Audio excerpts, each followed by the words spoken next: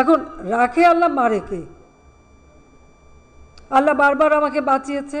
আমি সবসময় বলছি যে নিশ্চয়ই আল্লাহ কোনো কাজ আমাকে দিয়েছে, সেই কাজটুকু সম্পন্ন না হলে আল্লাহই আমাকে রক্ষা করবে।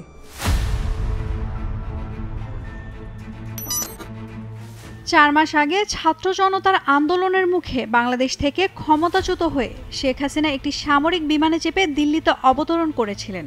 এরপর থেকেই সেখানে অবস্থান করছেন তিনি। সেখানে থাকার ফলে গত 15 বছরের রুটিন জীবন থেকে অনেকটাই বিচ্ছিন্ন হয়ে পড়েছেন তিনি। একাকী নিঃসঙ্গ জীবনে তার হতাশা বেড়েই যাচ্ছে। শেখ হাসিনার সাথে যারা ক্ষণিকের জন্য সাক্ষাতের সুযোগ পাচ্ছেন তাদের কাছে একাকী নিঃসঙ্গ জীবনের হতাশার কথার জানান দিচ্ছেন তিনি। প্রয়োজনে জেল জীবন মেনে নেবেন, তবুও দেশেই ফিরতে চান হাসিনা। এমন খবরই ভারতের আনাচে কানাচে ছড়িয়ে পড়েছে। ভারতে যে খুব বেশি ভালো নেই হাসিনা তা অনুমান করা যাচ্ছে ভারতীয় মিডিয়ার বরাতে। একাকী নিঃসঙ্গ জীবন আর কত ভালো লাগে, ইয়োগা আর বই পড়ে কতটা সময় কাটানো যায়, এ যেন সাজাবিহীন জেল জীবন। শেখ হাসিনা পরিস্থিতি বিবেচনা করে দেশ ছাড়লেও এখন তার মনে উকি দিচ্ছে নানা জল্পনা। একে তো নেতাকর্মীদের রেখে পালিয়ে যাওয়ার অভিযোগ, তার ওপর একের পর এক হত্যা মামলা। কি করবেন কুল পাচ্ছেন না তিনি।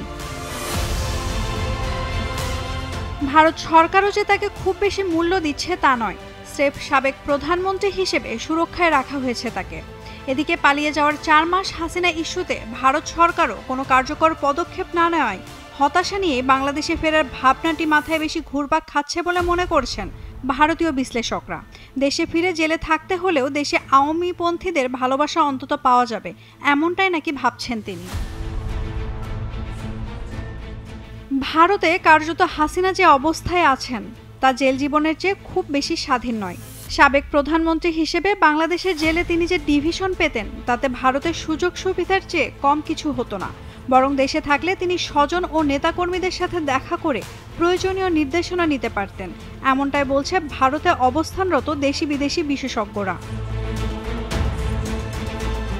এখন প্রশ্ন হচ্ছে, বর্তমান রাজনৈতিক পরিস্থিতিতে দেশে ফিরতে চাইলেই কি হাসিনা তা পারবেন? এখনো আওয়ামী লীগের বিরুদ্ধে দেশে ক্ষোভ বিক্ষোভ চলছে, তাদের দলীয় সংগঠনও ছত্রভঙ্গ। এ অবস্থায় তার পক্ষে কি সম্ভব দেশে ফিরে দলের হাল ধরা? আওয়ামী লীগের তৃণমূল নেতারা মনে করছেন তাদের নেত্রীর দেশে ফেরা এখন শুধু সময়ের অপেক্ষা। তবে শেখ হাসিনা যে দেশের অতিথিয়তায় আছেন তারা কিন্তু এখনই এতটা আগ বাড়িয়ে ভাবতে রাজি নয়। সাউথ ব্লকের একজন শীর্ষস্থানীয় কর্মকর্তার কথায়, পিচ এখন প্রতিকূল, বল উল্টাপাল্টা লাফাচ্ছে, এমন সময় চালিয়ে খেলতে গেলে হিতে বিপরীতে হতে পারে। এখন ধৈর্য ধরার সময়, প্রতিপক্ষের সবুজ বলের জন্য অপেক্ষা করাই শ্রেয়। রাজনীতির উইকেটে পোড় খাওয়া ব্যাটার শেখ হাসিনাও নিশ্চয়ই এটা জানেন। সে অনুযায়ী উপযুক্ত সময় এলেই সেটি কাজে লাগাবে।